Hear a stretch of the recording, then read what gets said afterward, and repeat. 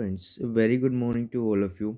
आज की इस वीडियो में हम डिस्कस करेंगे जो दिसंबर के अंदर इम्पोर्टेंट कंप्लाइंसेस हैं, जो कि इनकम टैक्स के अंदर भी आ रहे हैं और जीएसटी के अंदर भी आ रहे हैं।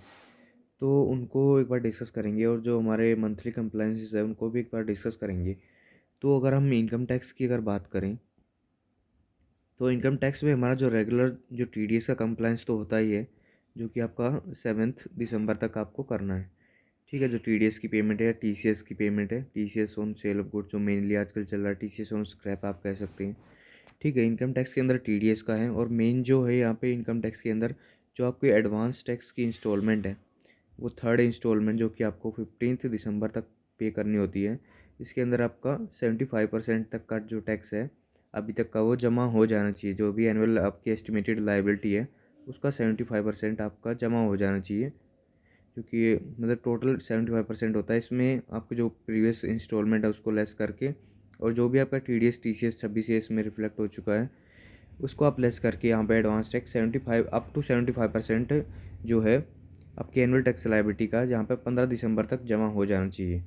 और मेनली जो इनकम टैक्स के अंदर जो कंप्लाइंस है, एक जो लास्ट है वो है आईटीआर, यानी कि जितने भी इंडिविजुअल आईटीआर हैं या फिर जो भी एंटिटी हैं, जो बिजनेस एंटिटी हैं जिनका टैक्स ऑडिट नहीं होना है, उनकी जो आईटीआर है वो भी 31 दिसंबर तक यहाँ पर चली जानी चाहिए, क्योंकि 31 दिसंबर लास्ट डेट है। इसके बाद आपको लेट फीस पे करनी होगी, और लेट फीस के साथ आप जो है 31 मार्च 22 तक ही भेज पाएंगे। तो अब विदाउट लेट फीस आपको आईटीआर फाइल करनी है तो 31 दिसंबर जो है वो लास्ट डेट है।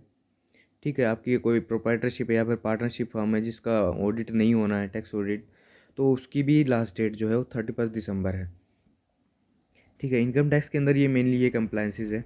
अगर हम टैक्स ऑडिट की बात करें, जिनका ऑडिट अप्लीकेबल है इनकम टैक्स के अंदर, तो उनका मेनली क्या है कि जो टैक्स ऑडिट जो आपका जाना है पहले जाएगा, उसकी टैक्स ऑडिट की लास्ट डेट जो है 15 जनवरी है, और जो उसकी रिलेटेड आईटीआर है उसकी 15 फरवरी है। रिलेटेड आईटीआर के अंदर यहाँ पे प्राइवेट लिमिटेड की आईटीआर हो गई, प्राइवेट लिमिटेड कंपनीज़ की, और जो पार्टनर हैं जो कि उस पार्टनरशिप फर्म में पार्टनर थे, जिस जिस पार्टनरशिप फर्म का ऑडिट होना है, तो उनकी भी जो लास्ट डेट है वो 15 फरवरी है यहाँ पे आईटीआर के लिए। और ये 15 जनवरी है टैक्स ऑडिट, यानी कि जो 3CA कंपनी के केस में और 3CB नॉन नॉन कंपनी के केस में, और 3CD फॉर्म जो मैनेजमेंट फाइल करती है। तो ये जितने भी टैक्स ऑडिट फॉर्म्स हैं, जो नॉर्मल टैक्स ऑडिट फॉर्म है अदर देन ट्रांसफ़र प्राइसिंग, उनकी 15 जनवरी है। और जो उनकी रिलेटेड आईटीआर है वो 1 महीने बाद तक जा सकती है, 15 फरवरी तक। तो आज की डेट में ये सारी इनकम टैक्स के अंदर ड्यू डेट फॉल कर रही हैं। ठीक है, अगर हम देखें तो यहाँ पे जो हमारा जो स्टैंडर्ड दिसंबर का कंप्लायंस कैलेंडर है, तो उसके अंदर हम रेकमेंड करते हैं कि 1 दिसंबर को आप ई विल की रिको प्रिपेयर कर लें, जिससे कि आपका जो भी मिसमैच है वो आप टाइमली रिजोल्व कर पाएँ, उसका कोई सोल्यूशन हो तो आप इजीली देख पाएँ। और 7 दिसंबर तक जो टीडीएस जमा होता है या फिर टीसीएस हो गया, जो भी है आपके केस में एप्लीकेबल। ठीक है, 10 तारीख अगर कोई 10 या 7 तक आपका जो भी बैंक स्टेटमेंट की ड्यू डेट है, एज पर बैंक जो भी है आपको बैंक स्टेटमेंट भेजनी होती है। 11 तारीख को आपको R1 भेजनी होती है, जो स्टेटमेंट ऑफ आउटवर्ड सप्लाईज है सेक्शन 37 के अंदर, CGST के स्टेटमेंट ऑफ आउटवर्ड सप्लाईज। ठीक है, उसके बाद आपको 14 तारीख को 2B की रिको बना लेनी चाहिए, क्योंकि 14 तारीख को ये 2B जनरेट हो जाती है। तो अगर आप टाइमली रिको बना लेंगे तो आप जितने भी ये एरर है या फिर जो भी इन्वाइसेस आपके पास नहीं है वो टाइमली मंगा पाएंगे, जो कि 20 तारीख जो 3B की लास्ट डेट होती है उस तक आप इजीली मंगा पाएंगे, अगर आप 14 या 15 को बनाने की कोशिश करें। तो उसके बाद क्या होता है कि 15 तारीख को ड्यू डेट आती है हमारे ESI PF की पेमेंट की, और जो सैलरी शीट है उसकी फाइनलाइजेशन की, यानी सैलरी शीट और आपकी ESI PF के ड्यूज़ हैं वो 15 तारीख तक पे हो जानी चाहिए। कि अगर ये ड्यू डेट के बाद पे होते हैं तो उस साल के टैक्स ऑडिट में भी आपको डिसअलाउ किए जाते हैं, तो एज ए एक्सपेंस अलाउ नहीं होते अगर आप इसको ड्यू डेट के बाद पे करेंगे। तो यहाँ पे ये इम्पोर्टेंट हो जाता है। ठीक है, अब उसके बाद अगर हम देखें तो एडवांस टैक्स जो है, एडवांस टैक्स की जो थर्ड इंस्टॉलमेंट है वो हमने पहले ही डिस्कस की थी कि इनकम टैक्स के अंदर जो टीडीएस और एडवांस टैक्स है वो यहाँ पे मेनली है इस मंथ के अंदर, दिसंबर का मंथ चल रहा है। ठीक है, फिर 20 तारीख को हम 2B की रिको को रिजोल्व करके और 3B आपकी फाइल कर देते हैं। इसके अंदर टैक्स की पेमेंट अगर कोई होती है तो टैक्स पेमेंट कर देते हैं, या फिर कोई RCM का ड्यूज़ वगैरह है तो हम वो कैश के अंदर यहाँ पे कर देते हैं। ठीक है, हमने यहाँ पे ये भी देख लिया कि हमारी जो इंडिविजुअल आईटीआर है या फिर कोई पार्टनरशिप हम या प्रोप्राइटरशिप हम, जो कि नॉन ऑडिट केसेस हैं, उन सब की आईटीआर की ड्यू डेट यहाँ पे 31 दिसंबर को फॉल कर रही है। तो ये यहाँ पे इम्पोर्टेंट कंप्लायंस जो है ये इनकम टैक्स के अंदर करना है, जो कि फाइनेंशियल ईयर 2021 की जो आईटीआर है वो जानी है नॉन ऑडिट केसेस की। तो ये दिसंबर के अंदर बहुत ही इंपॉर्टेंट कंप्लायंसेस है। अब अगर एनुअल कंप्लायंस की अगर जीएसटी के अंदर बात करें तो ये तो आईटीआर हो गई इनकम टैक्स के अंदर। अगर जीएसटी के अंदर बात करें तो जीएसटी के अंदर जो एनुअल रिटर्न है और एनुअल रिकन्सिलेशन स्टेटमेंट है, जो कि अब की बार जो है सेल्फ सर्टिफाइड जानी है टैक्स पेयर के द्वारा, तो उसकी जो ड्यू डेट है वो भी एक्सटेंड नहीं की गई है। और जो फाइनेंशियल ईयर 2021 की जो ड्यू डेट है वो अभी भी 31 दिसंबर है।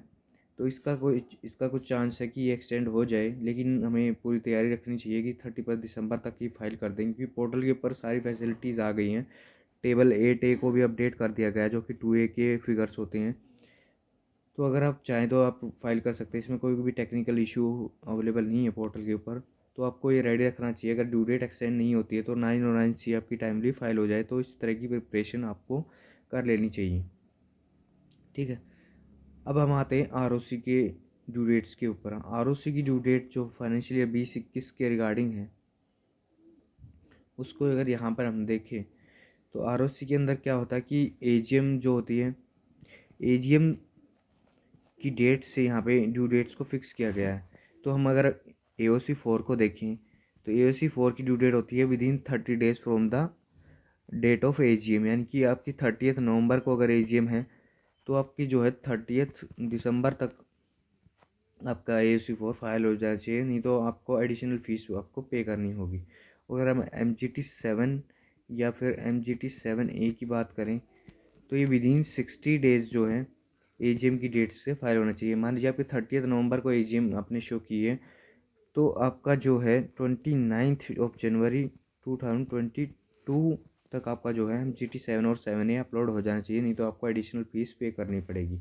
ठीक है, ये तो हो गया MGT 7A और AOC 4। अब कुछ केसेस जो स्पेशल केसेस है जहाँ पे ऑडिट की टर्म जो है एक्सपायर हो चुकी है, मान लीजिए किसी 5 ईयर 5 ईयर्स के लिए ऑडिटर को अपॉइंट हुआ था, तो जो ऑडिटर का रीअपॉइंटमेंट होती है, तो जो भी आपकी एजीएम की डेट है उसके 15 डेज आपको जो है वो ADT 1 फॉर्म फाइल करना होता है, जो कि कंपनीज के द्वारा फाइल किया जाता है कि हमने ऑडिटर को अपॉइंट कर लिया है। तो within 15 days from the meeting in which auditor is appointed.